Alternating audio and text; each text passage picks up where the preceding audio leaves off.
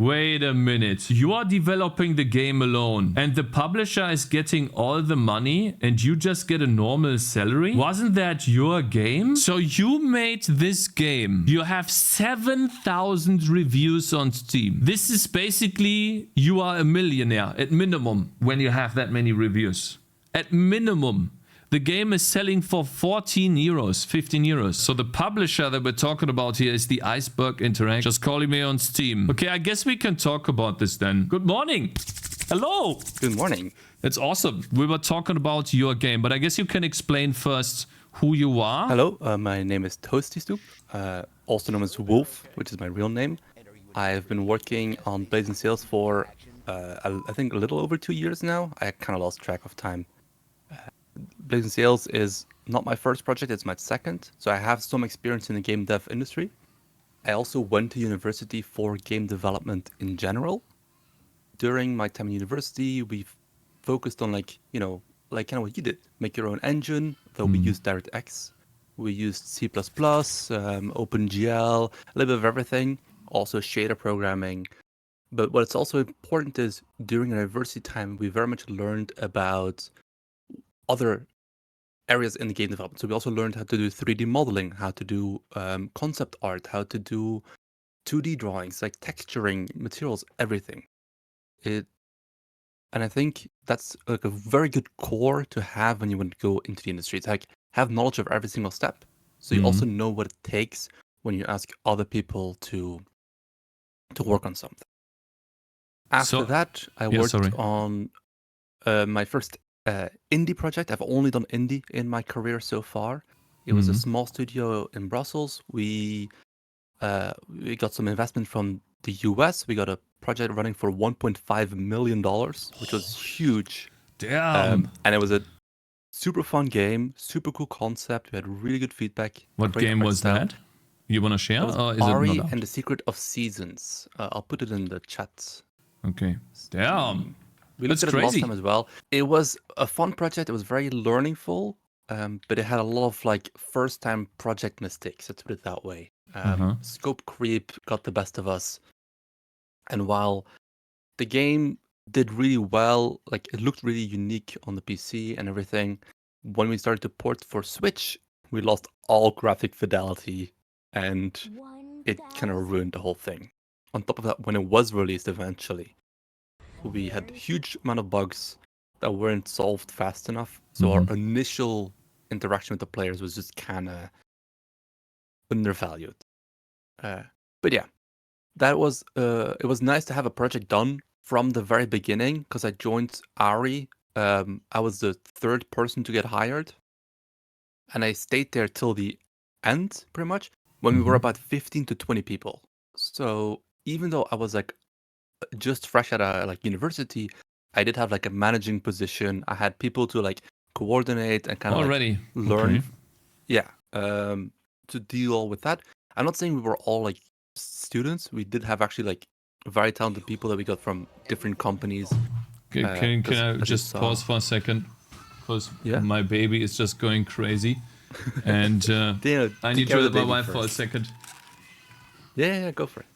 Zoe! Okay, chat, now that he's gone, what should we talk about, right? Should we get the real fucking juice? Let's get the tea out. Call him a clown? That's like too easy. It's too simple. It's like we all call him clowns in chat all the time. We need something. Give us one hot take. Engines are overrated, but I think that everybody says that. Oh no, I have a good take. I fucking hate Cake's approach on marketing. Just if you have something that you think is fun or even like a bug, you make a clip out of it and you put it on every single fucking social media you have. We had a bug in Ari. I made a system you can pick up objects and like carry them around. Sorry about but it this. worked Yeah, we will resume in a characters. second. I'm sorry, guys. Okay, just a second. Yeah. So you can like pick up different characters that like the story house elements and and just carry them around the map. Help her with the baby. Okay. People Sorry love that about shit.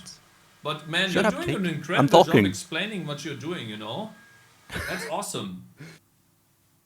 A good game that's Shut up, Cakes. No, we do need. So, Oh, sorry. I think you should post even small things that you think is not important, the most people that watch your posts aren't developers themselves. So they love seeing these like small technical things. Like, oh, I had this bug and I solved it this way. Or like, oh, this annoying thing, whatever. People love seeing that stuff because it's just like, it's traction and people love it. And it doesn't take time. You just post clips.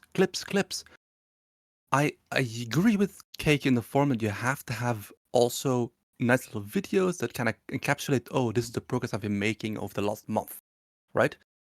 But everybody else is posting noise. So if you have one video in between the noise, you have a good chance that nobody sees it. While if you post a lot of clips, people will be like, hey, that's a funny moment. And then they're going to like maybe check out your profile. Then they might find your videos. So I'm just saying. But again, I'm also not a marketing person. I just do everything in my company because I'm the only guy working. No, it's fine. I think what everybody should remember that in the end of the time, in the end of the day, if you're passionate and you want to make something, you are, right? If you're making games and you make something, just finishing a game is like the most satisfying thing you can like imagine. It's so nice to have like, I made this or whatever, right? And even like with a game, like sure, Blazing Steel has some numbers, but do you think I go out in public and anybody knows about the game? Of course not. I have to always say like, yeah, it's a bit like Sea of Thieves, but you know, we're a small company. So it doesn't matter. If you made something, be proud of it.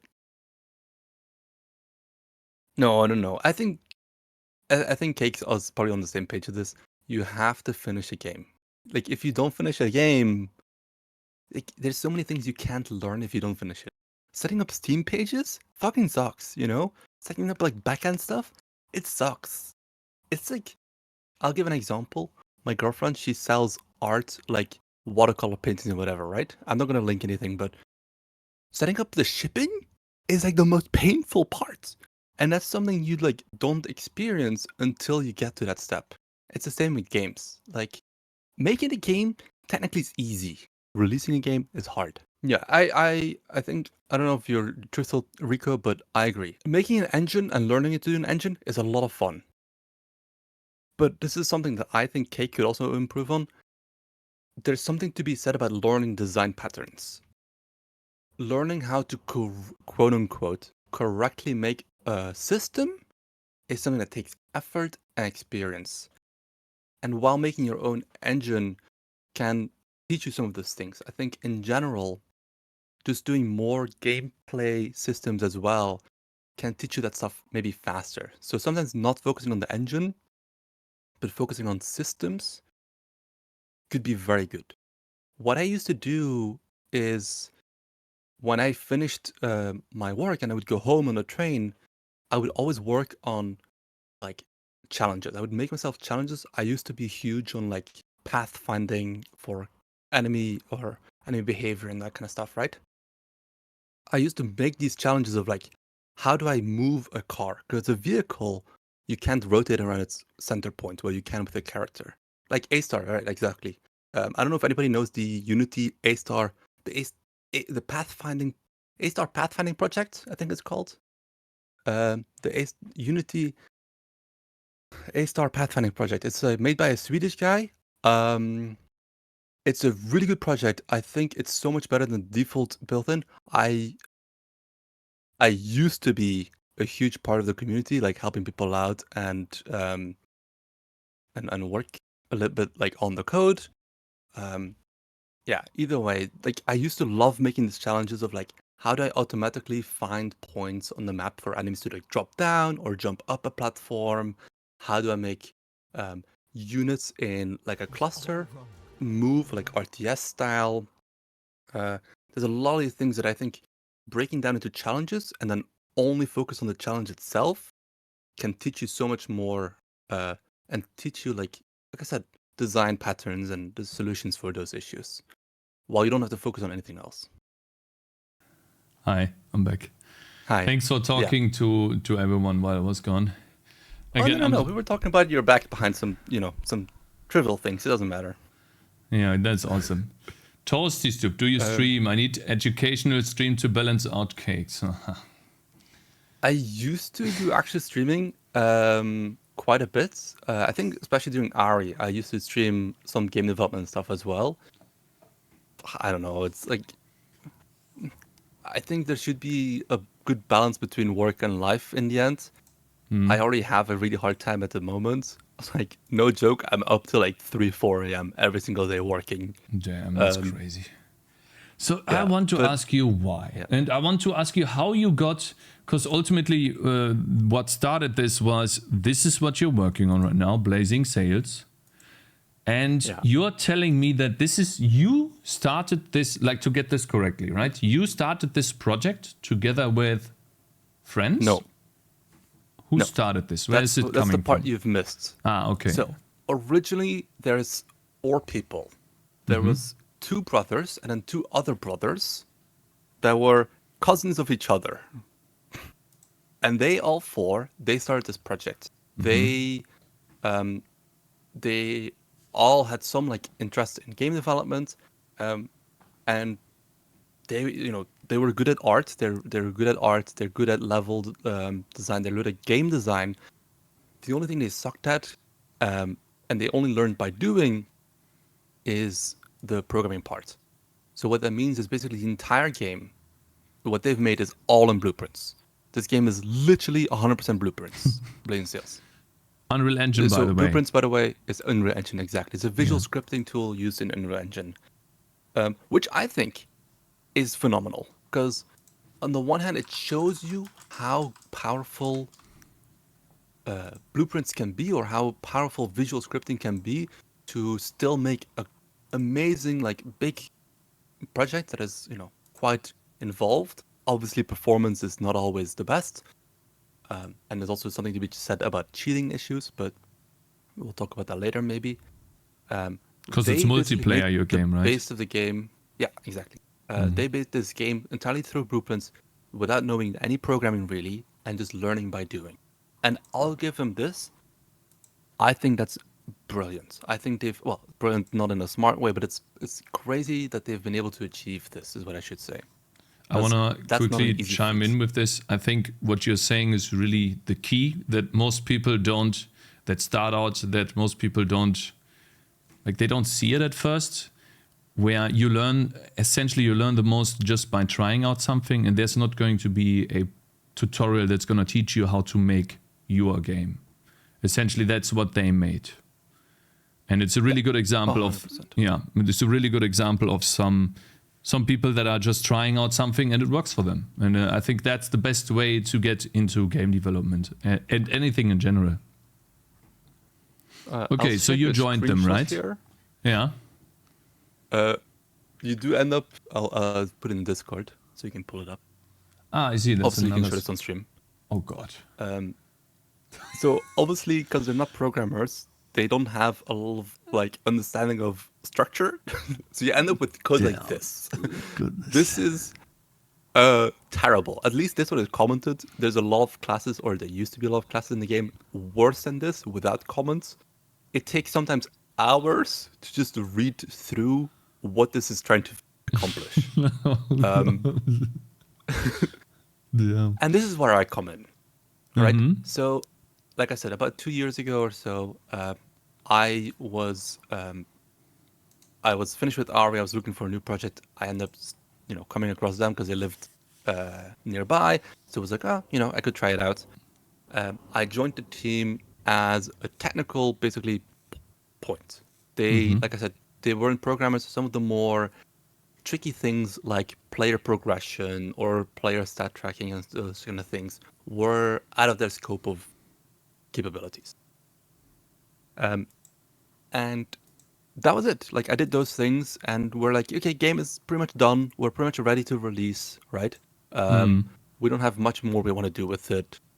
Also, the player numbers were kind of like already iffy at that point. So we're like, we'll just release as is. That is it. That was However, in early access before- though, right? That was Not that's real about release. like about a year and a half ago. I guess I would say. Now, Yeah.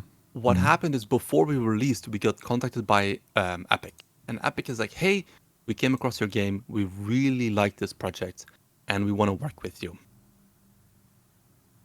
That's the peak you're looking at. Is basically we had a free weekend. Yeah. Oh, Free that's weekends not are actually super the hard to release. get. No, that's the early access. We had a free weekend. It's Mm-hmm. really hard to get free weekends on Steam. Just getting one is kind of rare. Okay. I've been begging if we can get a second one, and publishers said no way we're gonna get a second one. Apparently, they're very hard to get. So Okay. yeah, either way. And so, That being like said. to explain that really quickly, a free weekend is where your game is free and gets advertised by Steam. Yeah, Or but how you does don't that keep work? the game. So after the weekend, Yeah. you lose the game. It's gone out of your inventory. Yeah. But during the weekend, you can play as much as you want, as if you'd own the game. Epic Yeah. reaches out and they're like, "Hey, we saw your game. We really like it. We want you to bring it to the Epic Game Store." And we're like, "Okay, that's an endeavor that we haven't thought about." I probably can't say necessarily details, but they are willing to pay for the migration of the game, or at least like the rework needed on the back end to get the game working with the Epic Online Store. Mm-hmm. For anybody who's not familiar, usually when you have a game, you implement some kind of store SDK. For most people, that would be the Steam API or Steam SDK, which allows you to, let's say, give the player an achievement or check for DLCs, or if you have multiplayer, find a multiplayer session, register a lobby, maybe voice chat. Those kind of things tend to go through an SDK such as Steam. Our game was fully built on Steam SDK because we're only on Steam. But Epic reaching out and like, hey, well, we want you to bring it to Epic Store means we have to make the game also compatible with their store page and their systems. Now, Epic has a really good system for this. They have something called the EOS, or Epic Online Services. Epic Online Services is actually, in my opinion, one of the better ones available at the moment. It encompasses a lot of platform. And this is also why so many games these days are able to provide cross-platform with PC on Steam and Epic, or PC and PlayStation, or PC and Xbox, or whatever, right? Because Epic Online Services takes care of all the difficulties between these platforms. Okay, I have a question there. Let's say you have something in the game that requires a mouse to, like, for example, track your mouse hovering over, let's say, an inventory item. In a PC game, you can just hover over that and then it lights up. But, for example, in a tablet kind of way, let's say phone, that would be the biggest difference. You don't have that. Do these APIs handle that case too, where they just turn this into a press? No. That's more engine stuff. So that's where your engine would work. So in our case, Unreal Engine would take care of that. Unreal Engine is really good at converting mobile stuff into as if it's like press with a mouse. Okay. It's basically the same event. Okay. But yes, if you make your own engine, that is very going to be like the tricky part. And this is why a lot of people use something called communication layers, where you take the whatever platform you have, that being a mouse click or a mobile click, you bring it to the communication layer, and the communication says, oh, some click event has happened. So your game doesn't care if it was a mouse click or a tablet click, because your communication layer converted it from one, either the keyboard mouse or a tablet mouse, into a click event. And then, command patterns, or like I usually would call them communication layers, that converts incoming data into, for the game, it basically is like, okay, it's just a click event. It doesn't matter if it came from a controller or a mouse click or a tablet. And that's something the engine usually takes care of. What I'm talking about is more like, okay, I need to find available servers, right? Available servers, you need to go through some kind of, actually the platform API to find servers. Exactly. Windows I'm API, trying to find Linux the API. name, but no, not necessarily that. It's more about like an endpoint, because you need to ask somebody, hey, which servers are available? And you're usually asking Steam, hey Steam, what servers are available for this game? Or hey Steam, give me my friends list for this currently logged in player, right? Those kind of things you always have to ask Steam. And Epic Online Services does the same thing, but it does it for other platforms. So it allows you to, if you ask Epic Online Services, hey, I need my friends list, then Epic Online Services is like, oh, okay, but this is a Steam user. I'm going to go ask Steam. So Epic Online Services so on is like Epic, a communication layer Wait, both. so Epic can find your Steam's friend lists as well? Yes. So in my game, okay. if you open the game, Cross-store. then it has all your Steam friends and all your Epic friends. But as long as you link those accounts, obviously. Yeah. But if there's like Xbox available in the near future, it would also show your Xbox friends, because you can do all that kind of stuff through the Epic Online services. Okay, so I guess now I understand. And so that's why you want to actually go to the Xbox too. So that's the next thing you're working on, right? You want to go and have your game work on the Xbox, because then you have the Xbox friends, the Steam friends, and the Epic friends, essentially. Exactly. And you can have all the more hard players. Work is already done, because we've already moved from the Steam SDK to the EOS SDK. Because EOS can handle Xbox and PlayStation and Switch and PC, both Epic and Steam. So rather than locking yourself into a Steam platform with the Steam SDK, which is what most people would do, and it's also the easiest to implement, I would say, you kind of lock yourself to only being Steam. But if you're using like EOS, you can then just say like, hey, obviously if it's a single player game, it doesn't really matter. But if it's a multiplayer game, it does matter, because people expect those things these days. Yeah, I guess they do. So interesting. So if you were to make a multiplayer game, would you start developing, let's not say start developing, would you put it on Steam first still, because Steam is bigger than Epic? Well, the release store is up to you, like personal choice in the end, right? If I mean, but can't you I go don't to want two? to like make You're on both as well, aren't you?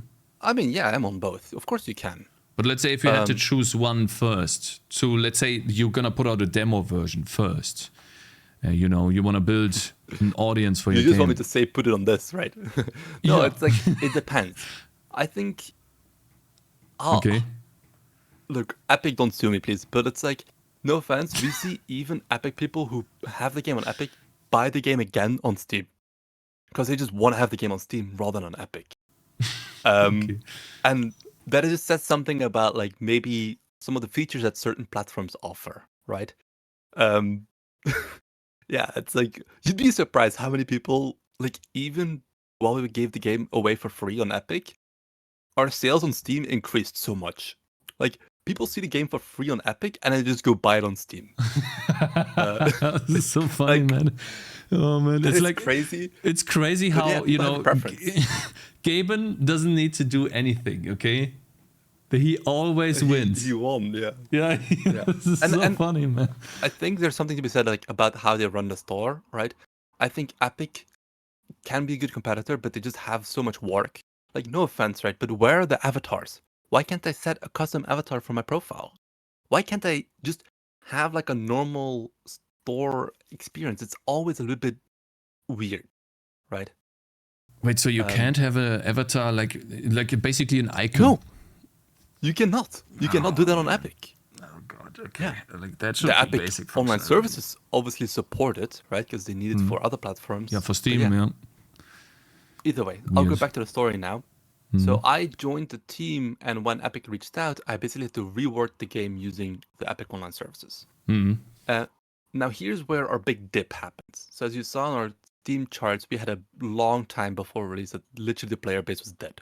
Yeah. The reason is we kind of got scuffed by our server host provider. We used to work, I'm not going to name the company, but we used to work with a company that is very, very fancy. They were expensive, but had good server support and everything. During the time that Epic reaches out and I'm reworking the game to not work with Steam, but work with Epic Online Services.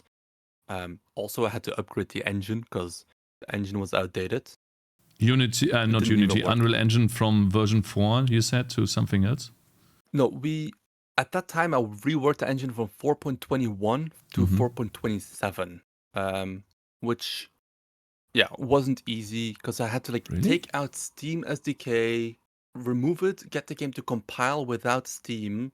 Then I had to port the game to 4.27. I had to fix it to compile there, and then I had to remake it with Epic Online Services. It took more than a year. That's crazy. So wait a minute. You basically had to change the API that you were using, and yeah. So I don't think it's misogyny or message. Yeah, that's random. Fucking asshole. this guy is actually getting banned. See you in like 20 minutes, bro. You can just disable the thing. Don't have the bot. Yeah, I disabled that, but I still needed to ban him out because he was rude. There we go. Okay. Either way, why did I have to need... So, Epic Online Services did not support the engine version we were using. So that's why I had to both... and the Epic and the Steam SDK we were using was so far behind that I couldn't just upgrade the engine with Steam and then redo the Epic thing. No, I had to remove Steam, make the game compilable, because if you can't compile it, it doesn't upgrade.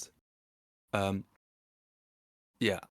That's also, look crazy. At, like, when 4.21 released like fucking 7 years ago or something.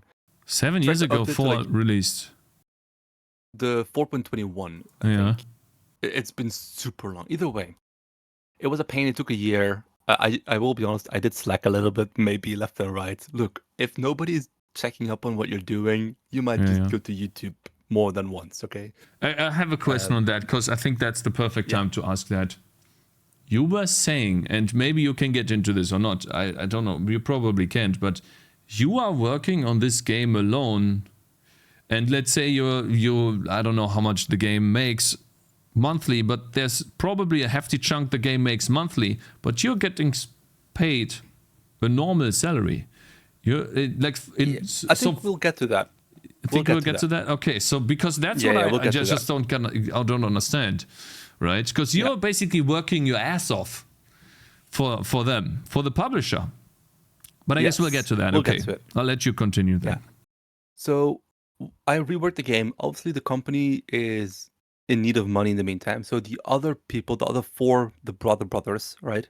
They are working on new prototypes. They're working on new game concepts. I have been pretty much doing this whole porting alone, because again, it's like a very technical thing. And even if they would be able to help, I was like, leave me alone. Like, there's so much things in my head that I have to keep track of like, well, what goes to what and like whatever, right? I'm like, leave me alone. I'm going to work on this alone, and it's done when it's done. Yeah, I think having to explain that is also really difficult, because then you're spending your time explaining. Yeah, exactly. Sometimes makes sense. It takes longer to explain than just fix it yourself. Yeah. So yeah, the game gets ported. We switch server solutions, which is before the launch, with a new Epic Online Services system. I also built a whole new matchmaking system and server load balancing system. By the way, one thing, guys, never write your own matchmaking system. Ever. Just pay a company to do it for you, please. Really? Like, have some kind of pre-built... Dude, I think I said before we don't have enough player retention, but one of the most painful points is just matchmaking, especially. Our matchmaker was working, but then it released to Epic, and when you have 10,000 people suddenly join your matchmaking queue, everything is like different. Is it because the wrong people get matched against, or is it because the servers are just overflowed? It's just overloaded. Like overloaded. It wasn't. So it wasn't like you were choosing bad opponents, but it was more like there were too many players, and they would have to wait too long. Just the system itself was just not able to handle that load, right?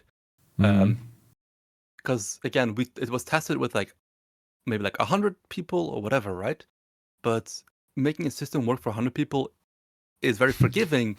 Having it work with literally like 10,000 people joining your queue in less than 2 minutes, is insane. It's crazy. That is crazy. And I'm like live trying to fix the thingy. It ends up taking 2 days, so we do kind of miss that initial, the game's free kind of rave, but whatever. I see. So that's why what's it called? Not Path of Exile. Last Epoch. That's what happened to Last Epoch. Their server was so broken that people were complaining about it for days. Yeah. I guess they didn't pay a company to do that, huh? So they had to fix it themselves. And again, it is a little bit frustrating because Epic also didn't give us... They couldn't, because they just don't know. They didn't give us any information of how many people we could expect. They said, it could be like 5,000 people at once. It could be whatever. We had a peak of 94,000 unique players in the game during the Epic free moments. Damn, that's an easy clap, guys. That's an easy clap. It's crazy, bro. Yeah, but it's like, it doesn't matter if they can't play, right? Yeah, true. So yeah, that's I think a big turnoff. And obviously you lose that initial wave. People think the game's fucking bored to shit, right? And they never touch it again. And in the end, it is what it is, right? Yeah, whatever. True. Either way, that was like the dryness that we had. We had server issues. Server provider basically cucked us, so we had to turn off all the servers for a couple months. Then we had the new EOS system ready. We pre-launched it on Steam to test it, and then Was it on November we pre-launched it 13th? again. Yeah, so that's the release day on. So I don't think that's actually the Epic release day. I think the first spike is the Epic release. So little days. I think the 11th of November is the, or is it October? Either way, somewhere there's the Epic release, and then the 13th is the official. We came out of early access. Funny how the Epic release turned people to play on Steam. Yeah, of course, because the servers are back, right? Gaben just wins. Yeah. Gaben does win. But in the end, it's yeah, there's always more to it, right? Just being on Epic doesn't only increase your, it does help, but yeah, in general, there's always more things. So yeah, obviously we're still having a lot of, because of the whole movement from one engine, like one backend to the other thing. I reworked a lot of the core. Like I said before, I think I've at this point reworked 98% of code in the game. Of this which code, means that of the code from before, of that. That does mean that there's still features missing. There's still bugs that I haven't gotten to because they're just not important enough to address. So you're reworking this code, by the way. Did that mean, or does that mean you had to disable some features? That's what you're saying right now, because you couldn't rework them yet. I either just didn't have the time, or they were not important enough. Like. And how are players taking this? They don't mind, actually. If they lose a feature, really? Same question. Yeah, no, they keep asking about it, and we keep telling them it's coming back. We're reworking it with improvements. That's what we keep saying. We're reworking it to be better. And, for example, our achievements have not been working since release. Our Steam achievements are not working at the moment. And we keep, like, literally almost every other day, there's somebody asking, like, oh, when are they going to be back? And I'm like, yeah, it's not important enough to me. I'm sorry. There's more crucial things. Dude, that's so important. Yeah, like, Steam achievements are great, but they have nothing to do with people playing your game actually, right? It's not important enough. I mean, I did have a DM yesterday that somebody's like, hey, hold on, let me read it to you. Where was it? I hate your game. Where's my Steam achievements, man? I need my trophies, bro. So somebody wrote, hello, I'm one of those people who love this game the most, but I don't want to play it because the Steam achievements are not active. I took a break for a few months, but I'm back. I asked a few people about whether the achievements were fixed, but I couldn't get a clear answer. So they just don't want to play because the achievements aren't working. I think that's just an outlier, though. So like I don't think so too. Because you can look at the graph, right? You can see how many people are playing, and past the release, this is what it looks like. If you compare before and past the release, it looks almost exactly like it was before. You have ups and downs. And those had achievements in the past. Yeah. So you see the numbers don't matter. What I think matters the most is smooth way to get into games. So I think the matchmaking system, which is still not perfect. I have a new system ready for my Unreal Engine 5 version. Did that take long to get from 4 to 5? No, it took like 2 days, maybe. Damn, like a weekend. Damn, that's crazy. Yeah. Okay, so that's nice. That's because I have done all the heavy lifting already, right? The whole game is just better structured. Can I just ask you? You had to rework this essentially, right? This blob of stuff, and so you did that to make it scalable, correct? And to find stuff better. Because ultimately, yes, at some point you have to do this, even if you have a finished game and you want to use the systems that you implemented. Yeah, would you say that this is a very important part during the development, or maybe past release, that you have to do always? So this is something I talked about a little bit while you were handling the baby. I think what's important is that you make systems rather than things that work necessarily. Because a system is malleable, you can reuse it, you can adapt it, right? Can I quickly what ask, when you say system, right, and you have two different games, but you don't mean a system that applies to two different games, but a system that works in this game, right? I mean in general. So, for example, right, a boat has buoyancy, right? Now, what is that? Sorry, I'm not English. What does that mean? Buoyancy is the physics of it floating on water. So it goes up and down a little bit with the waves. It maybe tilts left and right or whatever, right? The rocking of the boat on the water. Now, when you put an item in the water, it also have putting like a buoyancy, like a little chest might like float with the waves and whatever. Rather than writing your logic of like, hey, go up and down with the waves in each object, you make a system that says, hey, whatever object I'm attached to will make it do buoyancy. So you just have a buoyancy system you can attach to any object in your game to make it float. I see. So that would apply, then you could use that system, let's say you have that in Unreal Engine, and you could make a new game, and that potentially has or has not water. You could use that system, but you don't need to use it. Yes, but I think you shouldn't always focus on, can I use it in a different game? I think you should just focus on it's your making game. my current game more clean. Thank you. I think that's important. Yeah. That's what I wanted to get to. So, for example, like damage. Damage is very common. It's a very good example. Things can take damage, right? In Unreal, it's actually already done for you, but let's just talk about it a little bit more uniquely. Let's say you have a player can take damage. So I'll make a damage system that I can apply to a player. It's loose or it's detached from the rest of the character's logic. But for example, I have, because there's loot boxes in the game, like not loot boxes, but like loot crates are scattered around the map that have loot inside. And you smash the crate to make it go open.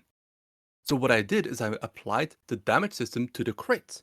Because if I damage the crate, it just opens and the result is different, but the action is the same. So you make a system that just handles object X gets damage. What do I do? Right?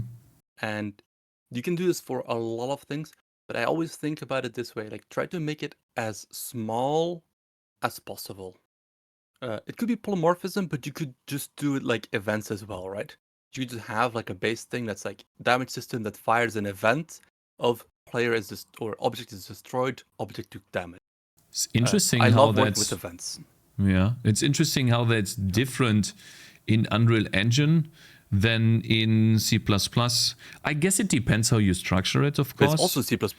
Yeah, it's also, what I mean by that is if you have your own like engine, because that's where I come from, right? In Unreal Engine, you have the scene graph and you have objects that are that you can then apply the damage function to. In C++, I would make like an entity taking damage, but an entity would not be, let's say, a tree in a way, or let's say, I don't know, a rock on that just lies there to be foliage. It's nice to look at, but it doesn't have any other function. But you could apply essentially damage to a rock. Yeah, of course. And that's like what I mean with systems. I think if I were to like think about systems that for you could be useful, for example, let's say you have a particle or an entity that shoots a bullet, right? At the moment, your bullet itself kind of updates and it does its own rendering. What I would probably do is I would just attach something like a render module. And then the render module is a module used on any object. And that could be separate from your fixed time step, for example. Because then you run the code or you do the logic of handling the code once. Because it doesn't really matter what it has to render or what it has to do. It's like a reusable piece of structure, basically. I see what you mean. Can we? It's okay. I'll let you continue. Yeah, I'm too interested in this. If you really want to like, if you want to like have a more like technical talk about that, we can definitely do that at some other point. But yeah, I think that's better. So the move to Unreal Engine 5 was very fast because just the structure of the game had been improved a lot. The structure of the game is what really took a year to upgrade. It wasn't necessarily it running on Epic. It's just like it was just such a mess to work with that I kind of was like, I'm gonna take the time here to do it better. Yeah. And some things I didn't touch. So, for example, the player movement, even though it's not great, people love the way it moves. Technically, it's garbage, right? It's so easy to clip up objects, or kind of cheese or like clip through certain things if you have a certain lag, and it like let's say your ping is very high, you can sometimes lag through objects. So if I were Huh. to take the time, I could probably fix all those things, but the movement of the game would feel different. Yeah. Yeah. And I wouldn't want to destroy that. The game is as it is. People like the arcadey combat of it. I'm not going to touch it because I know it's going to impact how the people feel about the game. That's a good idea. I think I think that's really important, and you're on the right track with this. Yeah, I've seen this before in other interviews. Yeah. Yeah, it's okay to have garbage code if it does the thing in a way that feels good, right? Yeah. Doesn't mean that it's just like go at it, right? But it is okay. Like the ship thing you're seeing right in front of me, I have not reworked it. I have not touched it because it works and it gives the ship a certain sway in the waves, and it as garbage as it is, it gives it a good feeling. And I'm not touching it.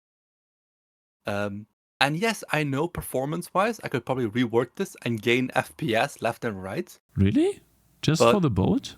Interesting. Dude, the amount of... So there's this thing, obviously you know about tick, right? Whoever made this game before, everything is on tick. Like, everything is on tick. And they just check, do I need to do this thing? Yes or no? Okay, maybe a lot of things that are running on tick shouldn't be running on tick. One good tip that I have, by the way, from my previous... Obviously, it's not really applying to you, but maybe to other people in the chat. When we worked on Ari, we had a really good thing.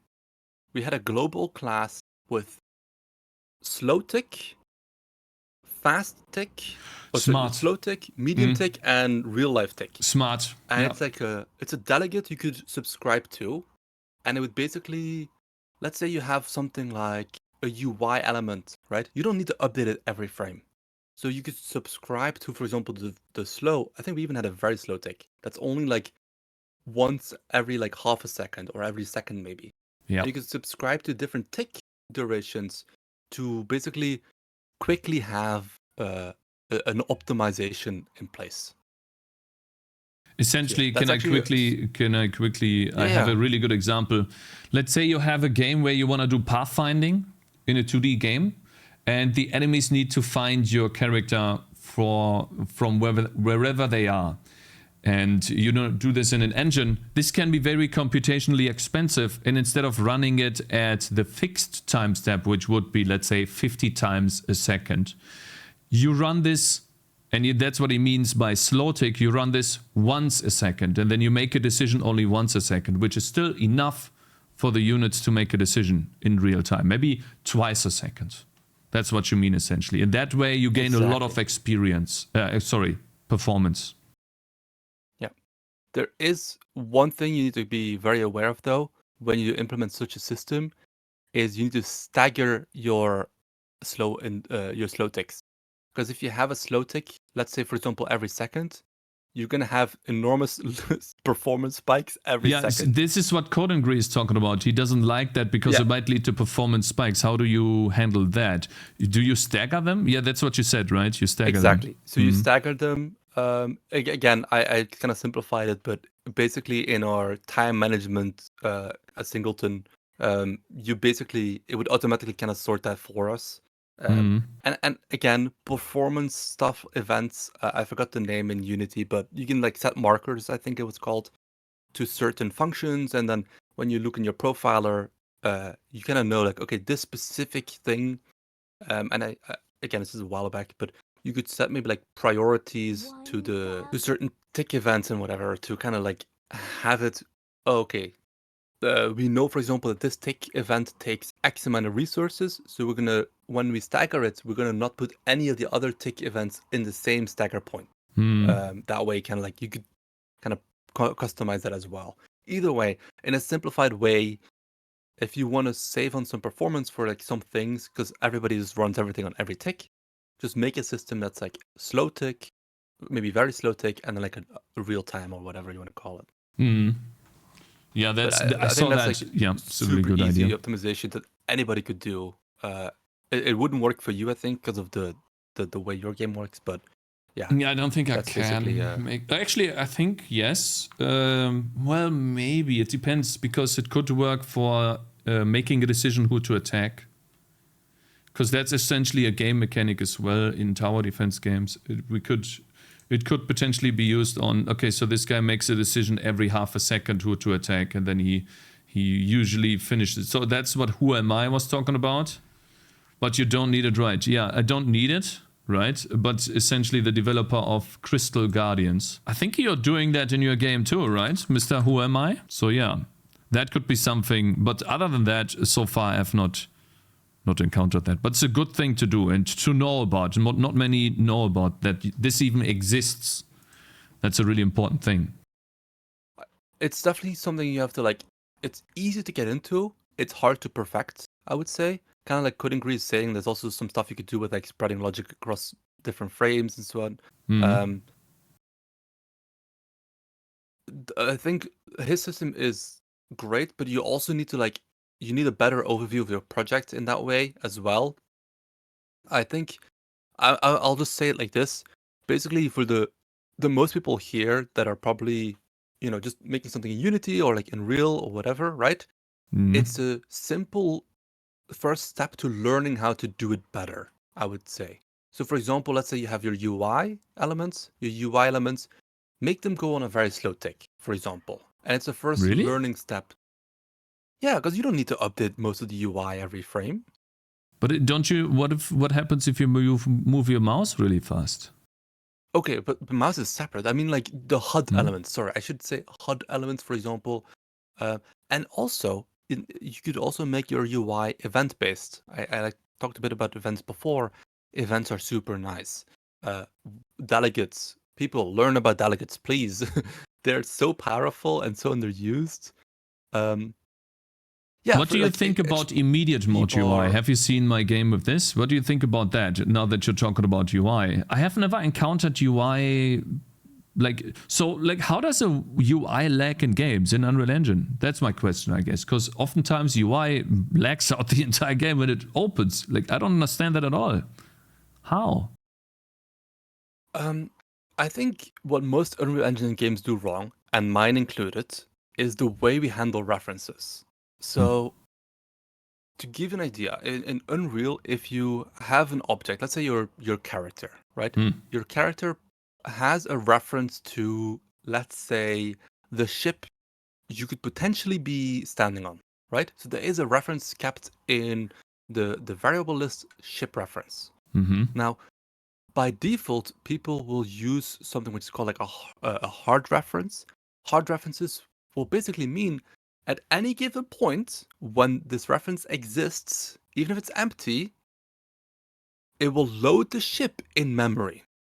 No, wait a minute. So that's like how in Diablo 4, when you open up your stash and you're in town, you're loading all of the stashes of the other players and their items, because that's what's very important. I don't know. Yeah. It's hard and soft references are something I still want to learn a lot more about. There's also something called like chunks when you're like packaging games and whatever. That's also like stuff I really need to learn more about. Yeah. And how does that relate to UI then? Because what you usually do is in UI, you would say like, okay, I have a player or I have this or that, and it's referencing an object to ask it for details. So for example, hey, this character that is not even on screen, I want to know if it has health. If so, how much health does it have? I'm not asking it live, but that reference exists. So it's loading in the thing. So for example, when you open up my game, no joke, the first 2 minutes are just black screen because it's loading in every single asset in the game into memory. Because it's all hard references. Bruh. Yeah. Exactly. Well, Coding Grease says you want to have the name of a character, and because you just asked for the name, it's loading in the whole object into memory. Hard and soft references are like a thing I think most people will never learn about, but it's like fucking us over the most. And this is why loading times are fucking horrendous on most, let's just say, like I get indie it. projects. It's because it's something we don't tend to get to.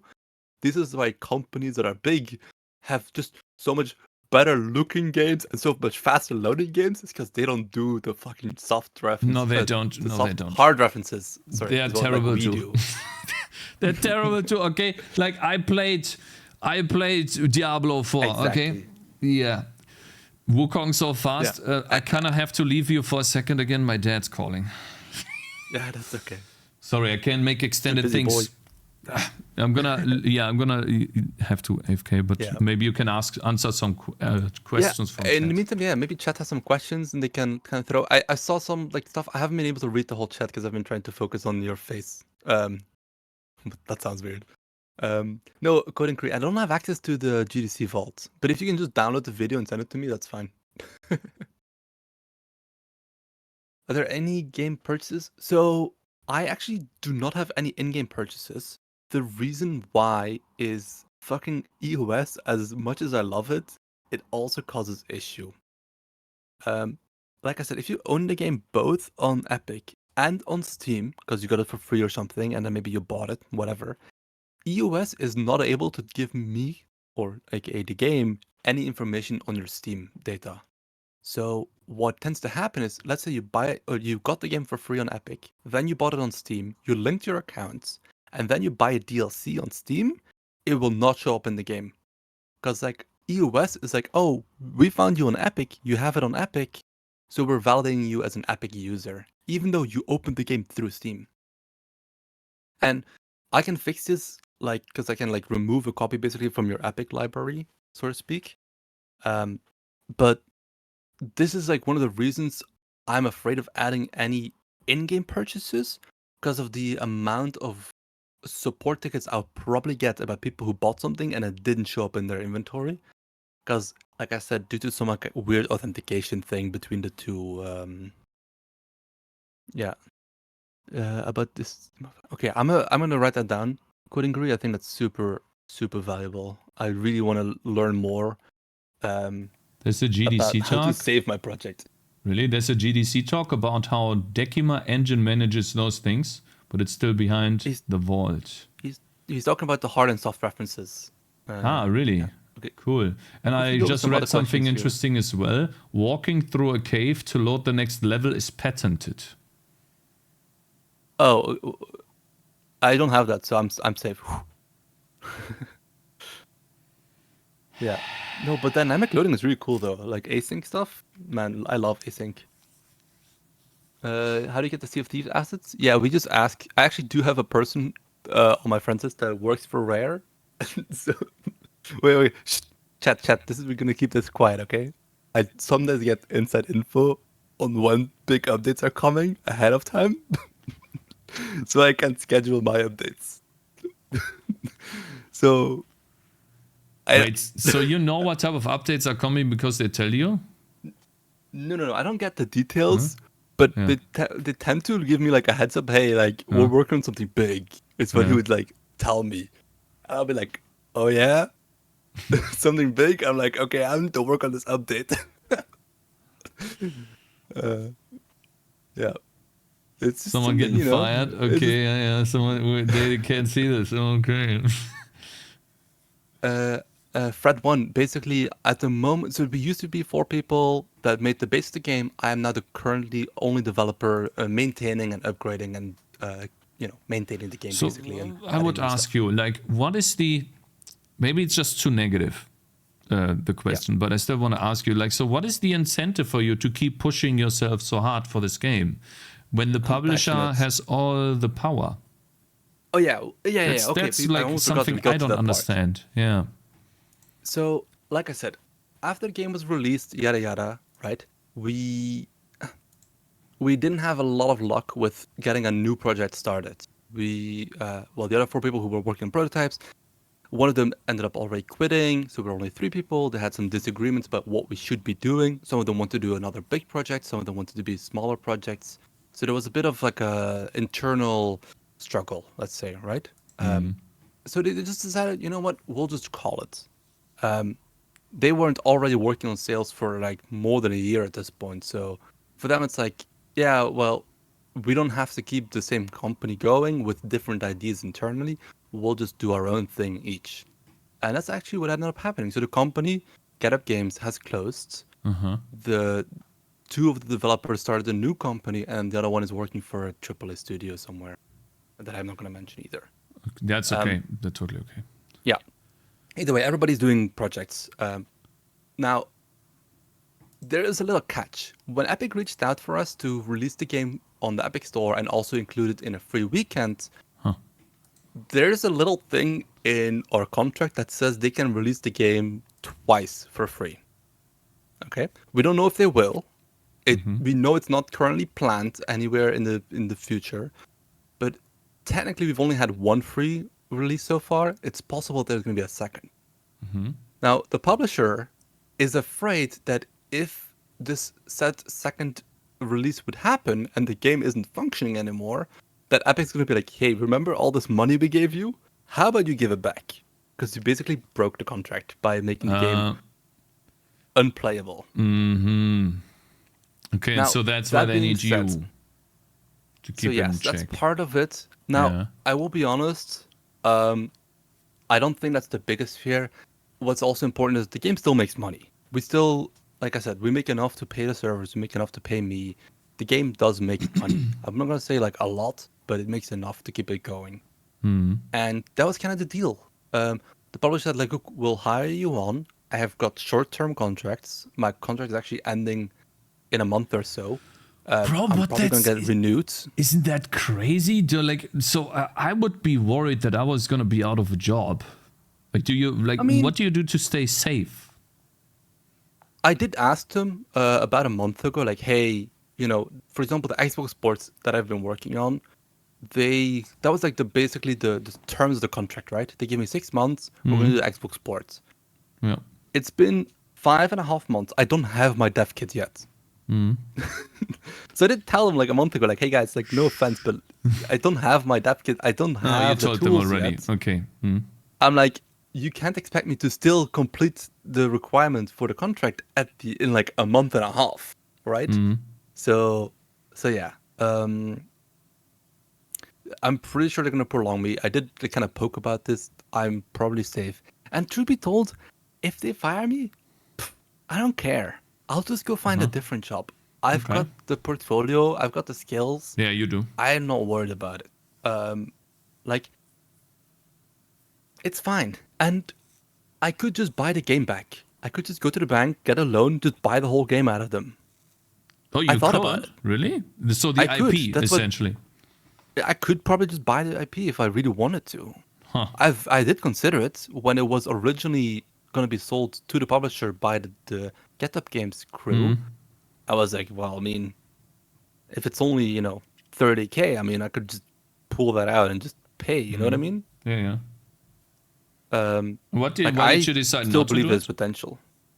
I believe it has potential too. I mean, yeah. I have a side hobby where I design mechanical keyboards for fun.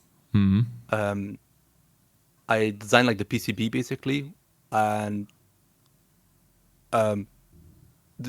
allegedly for tax reasons, I did not make a lot of money. Wink, wink. Right? Yeah. You didn't. No. I ended up making a mistake in one of my productions, and I lost like $17,000 out of my personal wealth just because I made a mistake on a project. So that's kind of like the main reason I didn't, because I just lost like $17,000 to some guy in Korea. So you can make a 17,000 loss on a mechanical keyboard? What the fuck? That's only one of my mistakes. I've made a mistake before. I think total, I've made like 30K loss or something. Holy. But I've also like, I think I'm still net positive. So. Yeah. Either way. Yeah, I see. Now I see why. Why I'm just like the developer. I mean, I could. Yeah, who am I? Basically, if I just didn't pay, I probably would get sued, and it might have been worse. So that's just why I just paid up. Like I said, it was fine. Came all of like my business account in the end, so it's okay. Okay, and so what is your plan then, going from here? I don't Now know. you're working on the Xbox port, and then what do you want to do? I don't know. I do feel like they're gonna keep me on. I feel like a bit of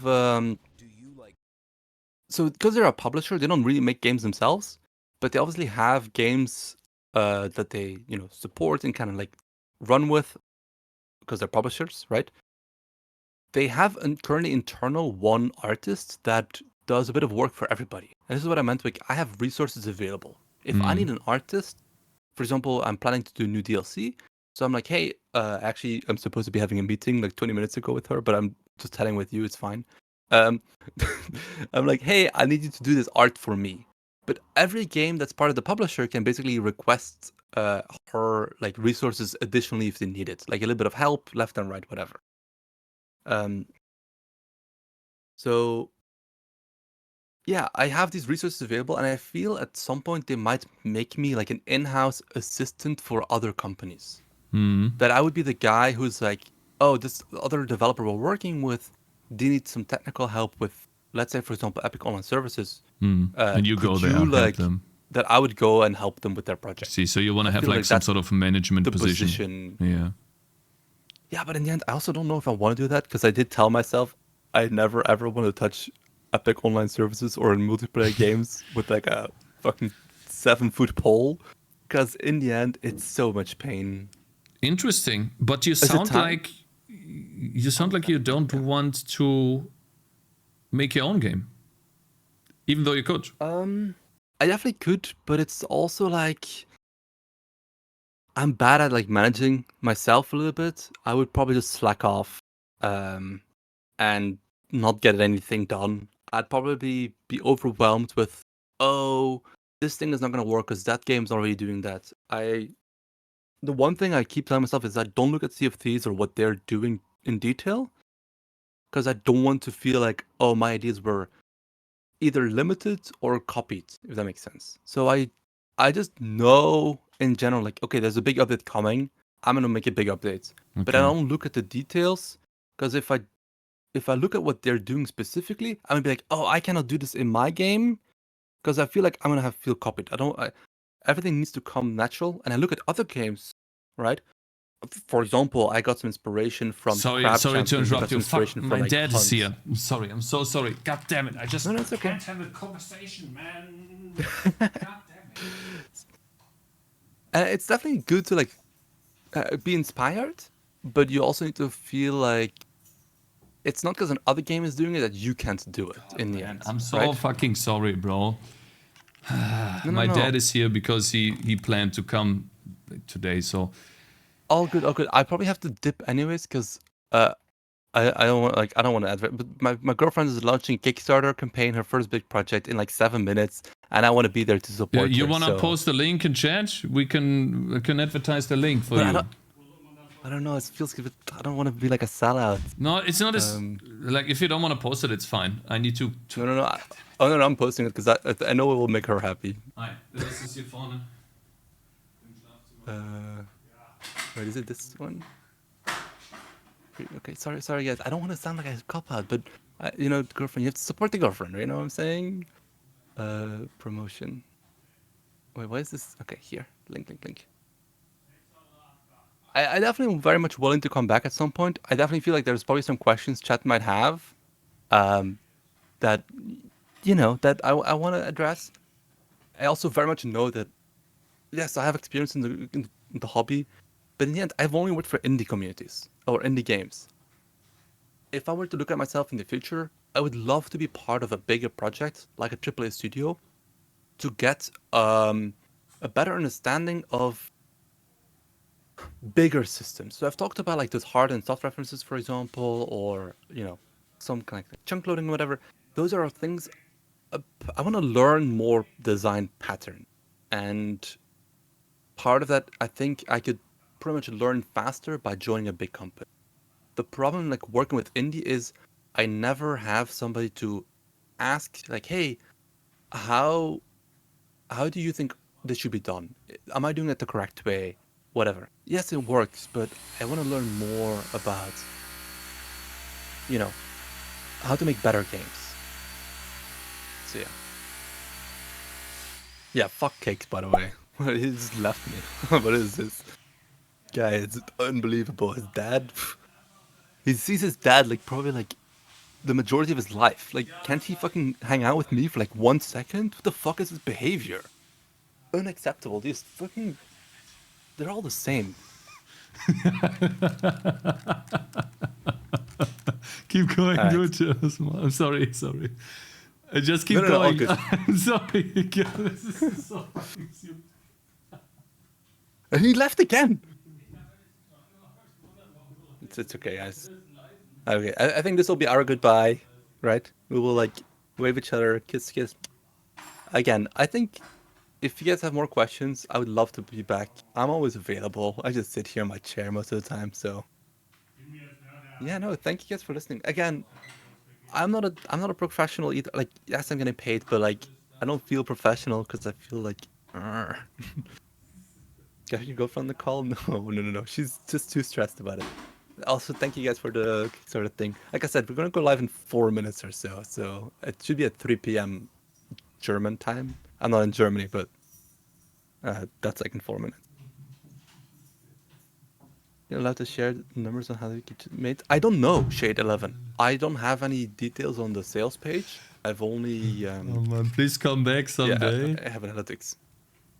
Yeah, thank you so much for joining, bro. Thank you so much. I appreciate it. I wanted to say thank you. That is awesome. It was awesome talking to you and, you know, having to hear a story from, or hearing a story from someone in a different position, but having essentially the opportunity to make games himself if he wants to. It's really cool. And I hope you get that management position if you want to, and the game stays healthy the way it stayed so far. It's awesome. Yeah, Thank you. And I've told chat already, if there's more questions in the future, I would love to be back and, you know, maybe we can talk some more about technical stuff. I do want to highlight in the end, I am only like an indie developer in the end. I've only worked on indie projects. One of the things I just quickly talked about is like, I would love to be part of a bigger company one day to learn bigger design patterns and, you know, have somebody to ask, Questions. What should I be doing in this situation? Give me some feedback. Yeah. Yeah, that makes sense. Okay. Yeah, some actual professional. Yeah, that is smart. Yeah, because in the end, you can only learn by either trying a build, you know, a million times or working with people who just, you know that's what the they're only doing. way, because there's not going to be a tutorial on the internet for these types of things. No, that's definitely a problem. Like, we don't have tutorials for the intermediate developers. I want to keep spamming the link. I feel like I kind of have to know. Yeah, no, Okay, it's fine. okay. So I'm gonna show that on stream really quickly as well. It's a bag. Yeah. Yeah, okay. You can thank leave. you very I'm much gonna for show having it. me. Yeah, thank you for joining. Bye. Bye. Thank you for having me. See you next time, bro. And until next time. So, guys, if you want to support, this is a beer bag and wallet on Kickstarter. And what is this? Multiple attachment points can be worn over the shoulder, around the hips. Adjustable strap length, internal pocket, whatever that means, pocket. Internal loop of attached keys, keychains, other items. So it's like a nice looking beer bag and wallet. Cool. If you want to support them, there you go. It's in chat. I'm going to post it here and on YouTube as well. Gift it to your wife. No. Beer. Oh, so yeah, that's how you say beer in German. Nice progress today. I guess you deserve to do a react now. No, that was awesome. I really enjoyed this. It was really cool to hear from, you know, someone that has been there for longer than I have and actually had a much different Werdegang in English. I don't know what that means. It was really cool, man. It's awesome. You see, this is why I stream. This is essentially why I stream. Because ultimately it started out with me wanting to show the process from a normal person of making a game, but also to meet people that are like-minded and to have discussions around this. That was awesome. We did the interview, don't worry. Yeah, and again, sorry for like the million interruptions. My life is just chaotic. I do apologize. Sorry, guys. I wish it wasn't like that, but Yeah. 2 hours later. Cakez asked a question on Kickstarter earlier. This is the response I got. Please verify if you're human by completing the following sentence. That's not true. This is fabricated. That is not true. It's not fabricated. I don't believe you. Sorry. We work with a company in China but have ensured their quality and work ethics. This is the email I got.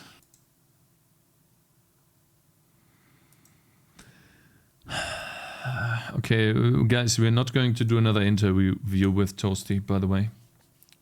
There's not going to be another interview.